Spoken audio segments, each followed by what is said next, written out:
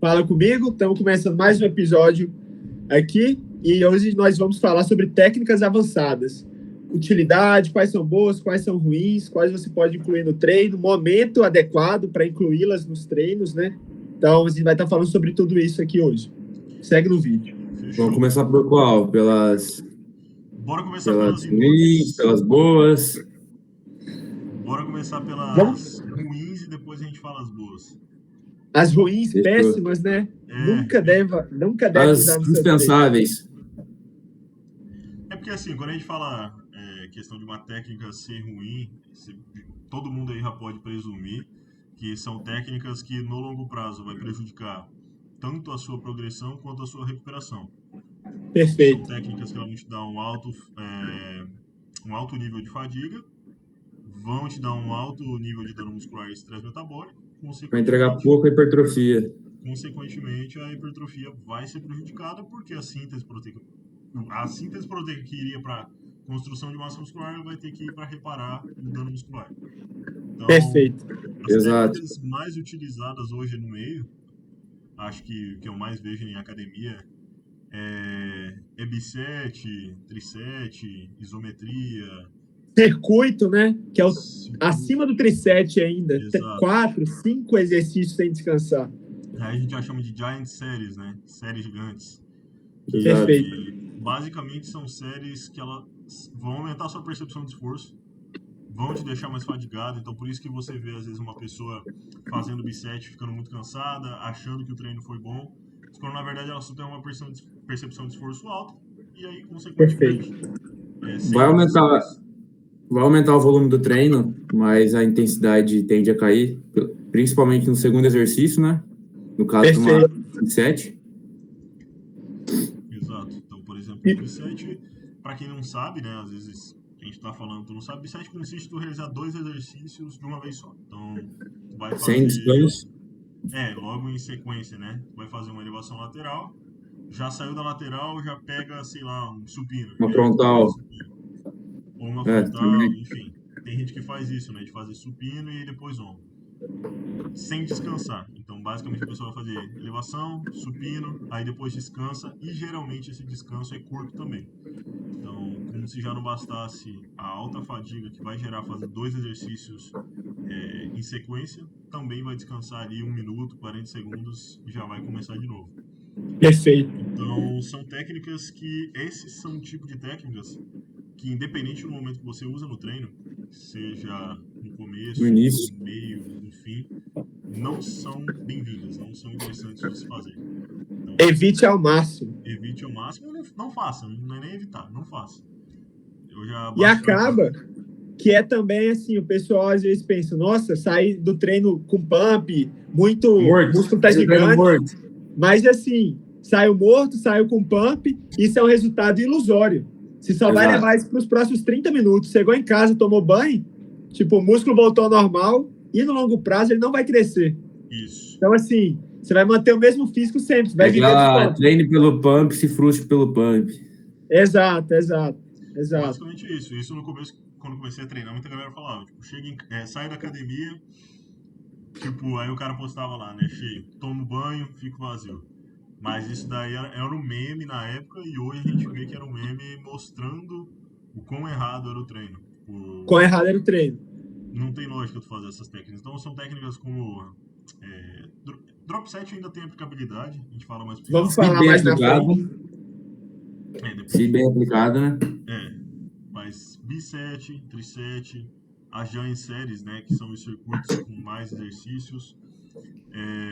Giant set seria tipo um crossfit. Isso, verdade. Só que aquelas GVT, né? Também Zerman Volume Training. Isso, GVT, FSP7. Isso. Tudo então, ruim. Séries, próprio ponto zero mesmo, isometria, são técnicas que você não tem necessidade de usar.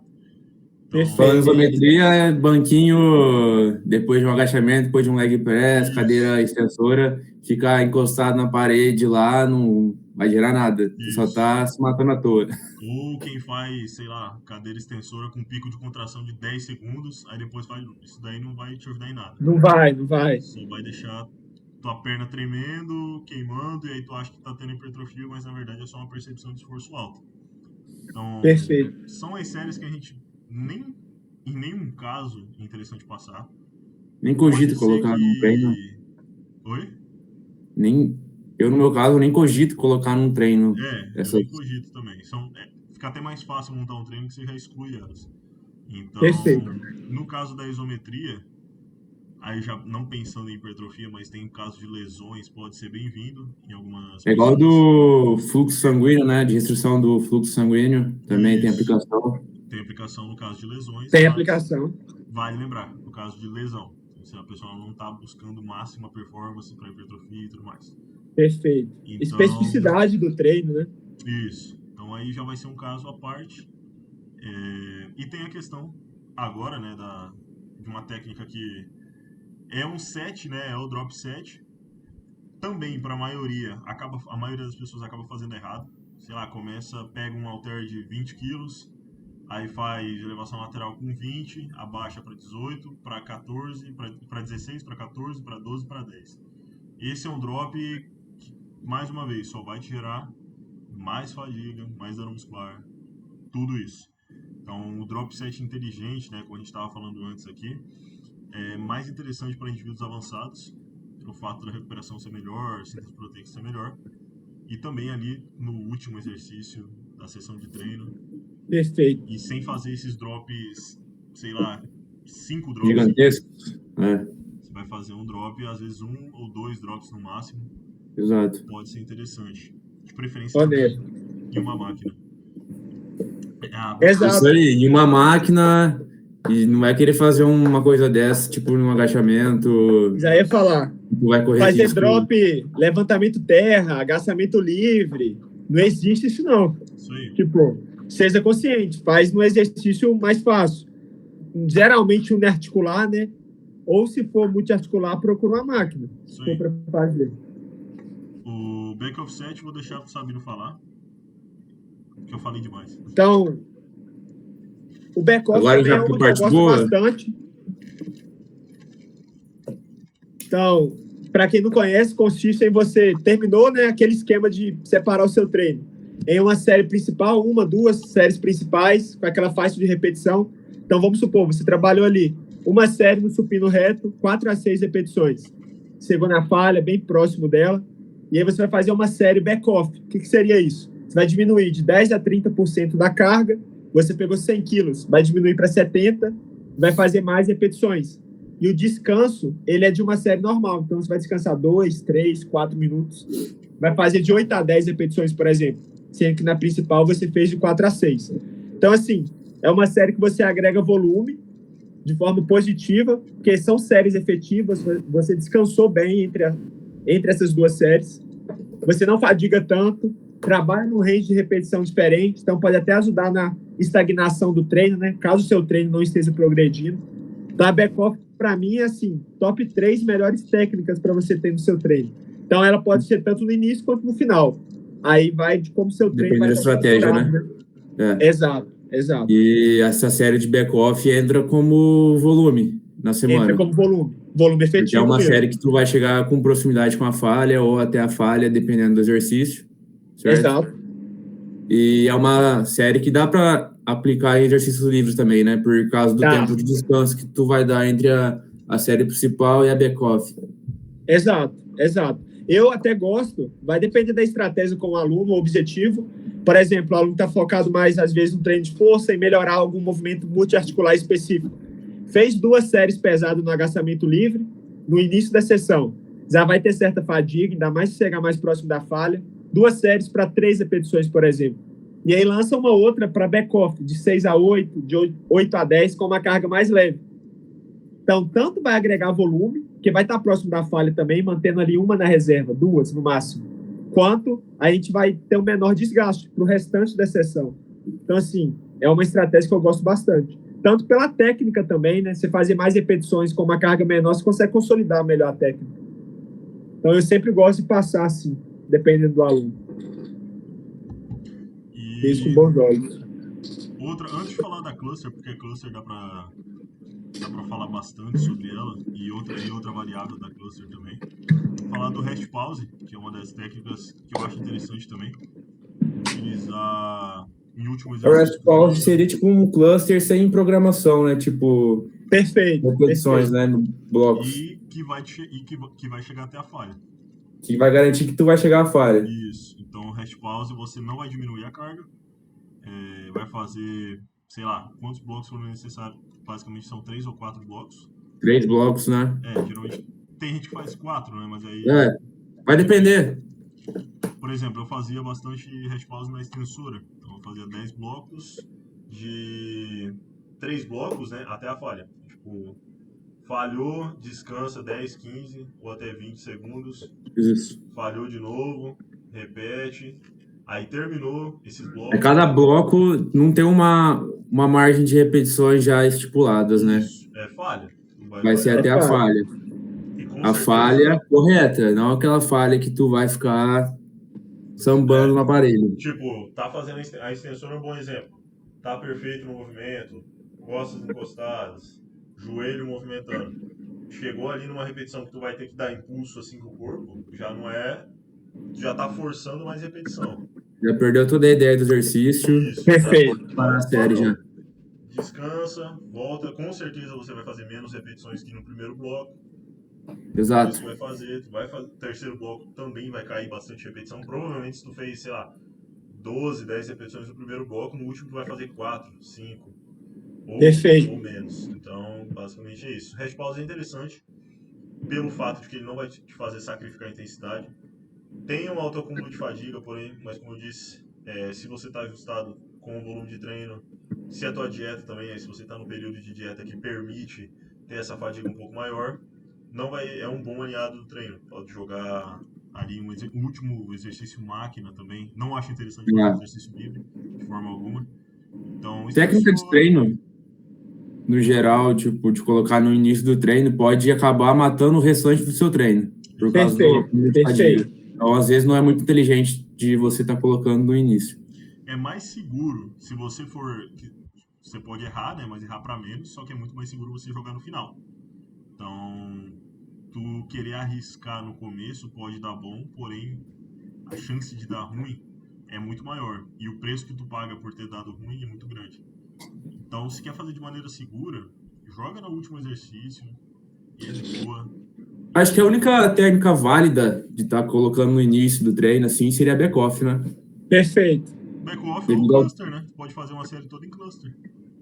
Exato. Também. Que é uma série já programada, já, né? Os blocos são programados. Isso. O cluster dificilmente, tu não vai falhar. No primeiro bloco, né? Isso. Então o cluster também dá. Dá pra você fazer um treino todo em cluster, né? Mas... Agora, entrando no cluster, né? Cluster é tipo a hash, só que tu vai descansar um pouco mais, né? Acho que o Sabino descansa até 40 segundos entre cada bloco do cluster. Eu gosto de colocar, por exemplo, tem muito disso no powerlifter, você colocar o cluster no terra. Então, o pessoal faz um período da periodização para colocar um maior volume com alta intensidade. Então, coloca uma carga ali que você só faria uma repetição, ou no máximo 2 na falha, e aí você faz uma. Descansa 40 segundos, faz uma. Descansa 40 segundos, faz uma. Porque aí você vai acumular muito volume com uma carga máxima sua. E aí depois tem todas as estratégias para isso depois conseguir aumentar 5 quilos do seu PR, né? Aí vai ter as questões. Mas o pessoal usa bastante nesse sentido. A cluster, tu programa os blocos, né? Então, perfeito. Tipo, tu vai pegar uma série de 12 repetições, vai reparti-la em 4 blocos de 3 repetições, né? Perfeito, ou ao contrário. Perfeito. Pra tá falhando no último bloco. Se tu não falhar no último bloco, quer dizer que aquela carga tá leve para aquele cluster. Errou a carga. Então, tu pode estar na próxima semana, tá aumentando já a carga, já é um indício. Isso daí é um indicativo. Se você usa o cluster, começou a não falhar no último bloco, aumenta a carga. Exato. Aumenta a carga.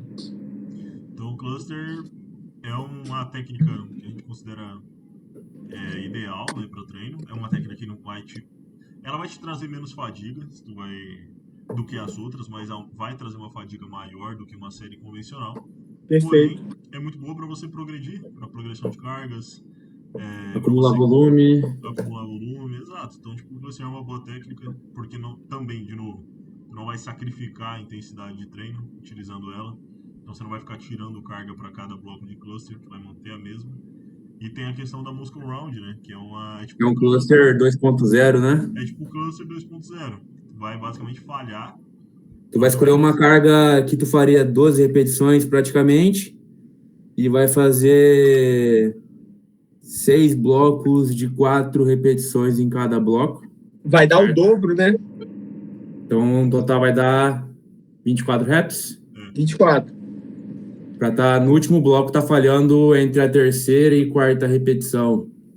Isso aí. Então, se tu não falhar, quer dizer que aquela carga tá leve e você errou a carga. Perfeito. É o cluster 2.0. Você vai ser obrigado a falhar. Se não falhar, é porque tá leve. Mas muitos vão falhar, né?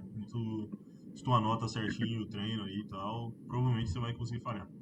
E isso que o Parker acabou de falar é interessante. Se for ficar usando técnica, principalmente essas programadas, você é obrigado a ter um logbook. Então, assim, se você nem tem esse costume, é melhor nem usar. Segue com as séries tradicionais. Para não ficar complicando demais o treino e depois você achar que o cluster é uma boa técnica. Mas se você usar sem programação, vai atrapalhar tanto quanto as outras que a gente falou que são ruins. Outra coisa que vale lembrar, né? Eu pelo menos considero isso, nenhuma técnica ela vai ser superior a uma série convencional. Então, se você tá com dúvida ou se você ainda é tipo mais iniciante, intermediário, não sabe em que momento colocar uma técnica, quer acumular mais volume de treino, muitas vezes é melhor você fazer uma série a mais convencional do que tentar forçar mais uma técnica. E óbvio, depende também da tua dieta. Vai chegar um momento que você tá em déficit, tá comendo menos, para não perder intensidade, né? Óbvio que, por exemplo, eu não vou passar para tu fazer hash pause, ficar fazendo cluster em todo o treino, teu volume vai ser menor. Então, em vez de ficar acumulando muita fadiga, é legal fazer só as séries convencionais com intensidade alta, já é o suficiente. Porque a técnica de treino ela vai ser só um salzinho a mais. Não vai ser nada. Exato. E a recuperação já vai estar ruim, né? Nesse contexto aí. Déficit calórico prolongado e tudo. Principalmente se tu for um indivíduo natural, a gente sabe que a recuperação não é a mesma do que um indivíduo hormonizado. A síntese proteica é menor do que um indivíduo hormonizado. Então, tu vai ter que manipular de uma maneira um pouco mais cautelosa. Bem refinada. Então, porque o custo de você errar pode ser muito alto. Então, tipo, tu arriscar um negócio que tu não tem noção... A conta vai ser cara. A conta vai ser cara, exato. Então, às vezes, tu vai prejudicar o restante da sua semana por causa de um dia que tu quis testar alguma coisa mirabolante ali no treino e prejudicou o resto tudo.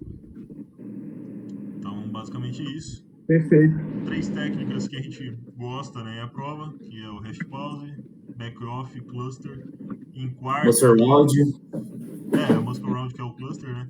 E em quarto ali, dependendo... Drop set. É o drop set, dependendo bastante do drop set. Mas o restante... Sempre drop set se for usar só no último exercício. Para tirar o máximo mesmo. Extrair tudo do treino. Sim. E mas se não... você só vai treinar. Se você... Exato. É um cara que está começando a treinar agora, está pegando o jeito ainda de fazer uma boa amplitude, uma boa execução, tudo mais, não recomendo que faça, justamente pelo fato de tu ainda ser muito cru no treino. Não tem recuperação. Uma coisa também que a gente vê bastante, o pessoal acaba... mas aquele atleta lá é gigante e faz drop set 5 drops. Ou faz EVT, faz FST7. A gente precisa entender que, às vezes, o atleta pode estar treinando errado, não é tudo que eles fazem que está certo. E outra, vamos supor que aquela técnica ajuda em 1%. Atleta nível top 10 Olímpia, qualquer 0,5% já vai ajudar ele a ser campeão. Exato. Então, ele faz sentido, talvez, ter uma coisa assim. Mas agora, a gente, alguém iniciante, intermediário, que é uma pessoa comum, nunca vai pisar num palco do Olímpia, vale a pena ficar usando técnica avançada. Sim. Foca no básico. Foca no básico. Usar atleta como parâmetro para argumentação... Não é parâmetro. Não é parâmetro, não é inteligente. Atleta de ponta vive disso, então ele só come, dorme, tá, trabalha, mas não trabalha igual uma pessoa que vai pegar trânsito, vai trabalhar em escritório. Vai ficar estressado, vai dormir pouco, porque o filho acordou de madrugada. O principal que manda em tudo, atleta de ponta, o cara que tá ali no top 10 Olímpia, que você vê treinando às vezes de uma maneira, pode ter certeza, se o cara é top 10, tá dentro dos 10 melhores, ele tem uma das melhores genéticas do mundo. Então, e tem uma equipe por trás dele. Exato. Tem médico, psicólogo, coach, tem chefe de cozinha às vezes. Exato. Tem tudo. Dependendo do nível do cara, tem até isso. Então, assim, nunca tu vai utilizar como parâmetro para eu faço isso porque eu vi o Ramon fazendo. Cara, o Ramon a gente sabe que é provavelmente uma das melhores genéticas do mundo atual. E genética é que não tem como a gente... É chato, né, fazer um podcast ficar trazendo um monte de artigo científico. Mas tem artigos, estudos mostrando que genética, para uma pessoa que tem genética e treina, né, e faz o básico, ela se sobressai mais de 50%. Então, cara, eu acredito, todo mundo aqui deve conhecer pelo menos uma pessoa assim. Você vê passando na rua, garotos brincando na rua, tem 10, 12 anos, você vê a maturidade muscular, o cara às vezes nunca treinou na vida. Sim. Você vê que a pessoa já tem aqueles músculos definidos. Você vê a estrutura do cara, tipo assim, o cara parece um armário andando, tá ligado? Exato. Sim. E o cara às vezes fala, eu não treino, o cara nunca passou na academia. Tipo assim. Exato. Então, genética é assim, cara. Às vezes você e um amigo começam a treinar junto, ele desenvolve muito além de você. Muito, muito, muito. Mas assim, genética dele. É genético, então não adianta. Tem um monte de jogador, cara, que parece um troglodita de grande e, pô, os caras é jogador de futebol. Tipo, perfeito. É gasto alto, é corrida e tal. E com certeza é fator genético. Tem gente que nasceu... E isso, cara, ao invés do pessoal ficar usando às vezes como desculpa da genética ruim, não vou ter resultado. É aí que você tem que esquecer técnica avançada e focar no básico. Exato. Porque se suas genéticas é ruim, você tem que fazer aquilo que com certeza dá resultado. Não ficar apostando em técnica avançada. Se a genética já não é boa, tu vai ficar apostando em coisas que talvez dê certo. Talvez dê certo, exato. Não é a melhor coisa. Como eu disse, o cara que tem a genética boa, se a minha avó passar a dieta pra ele, ele vai subir no Olímpio. Vai. Se o cara treinar, exato. Então qualquer coisa que ele fizer vai dar certo. Então basicamente isso, não use... Nunca tu vai chegar numa discussão e vai falar, não, mas quem é tu pra falar? Sei lá, o Coleman fazia isso.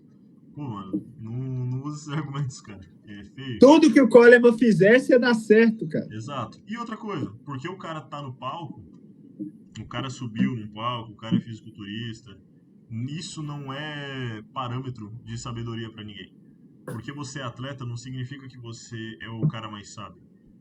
Então, vale lembrar isso também. Às vezes a galera julga o atleta como se fosse um cara inteligente, não sei o que, mas não. Às vezes o atleta nem sabe como é que ele subiu daquele jeito.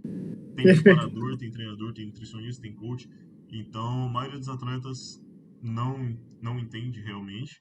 Só porque passaram, né? Eles podem saber lidar com eles, mas com você, com fulano e tal, ele não vai saber. Então, a gente sabe que tem bastante atletas aí que entendem muito, né? Mas, ao mesmo tempo, tem muitos que faz a vida dele, se prepara e tal, tranquilo, não mexe em ninguém. Perfeito, perfeito. Não é parâmetro de... E mais uma coisa, usem logbook. Usem logbook. Isso aí... É uma coisa tão simples, básica, que vai fazer total diferença. Divisor a gente já falou isso em outros podcasts, mas é sempre bom estar lembrando. Sempre bom.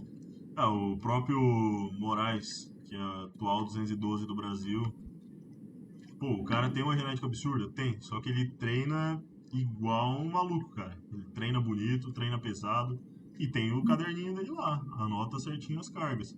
Então, assim, se você tem a genética ou não tem a genética, isso não é desculpa de você, não preciso me dedicar tanto, ter logbook e tal. Cara, tem o logbook, anota no celular, anota no caderno. É uma coisa tão simples, mano. No teu intervalo de descanso lá, ao invés de ficar no Instagram, vai lá e anota lá. Perfeito. Acabou. É simples, é fácil. Te garante não só a progressão, mas te garante, às vezes, prevenir... Tá lembrando o que tu fez no treino anterior, porque se tu ficar dependendo da sua memória, às vezes ela pode te deixar para trás. Exato. Você não vai lembrar, não vai lembrar mesmo. Eu não lembro o que eu fiz no treino anterior. Então é normal, cara. Não lembro nem as cargas que eu fiz. Só lembro os exercícios. Porque é sempre o mesmo. Mas basicamente é isso. O episódio de hoje... Mais uma coisa, curte, comenta, compartilha. Deixe seu comentário aí, qual assunto você quer para o próximo podcast. Se a gente pudesse dar um resumo aqui geral, as técnicas que a gente talvez não tenha falado aqui, não deve ser usada no treino, deve ser evitada. Diminui a intensidade, diminui a carga, aumenta a sua percepção de esforço, causa fadiga excessiva. Se tiver esses 3 pontos, sempre evite essas técnicas.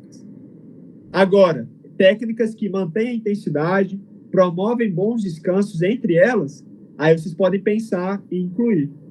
Quando a gente fala em diminuir a intensidade, quer dizer, você vai estar treinando em baixa intensidade, né? Já não vai estar mais na alta intensidade. Perfeito.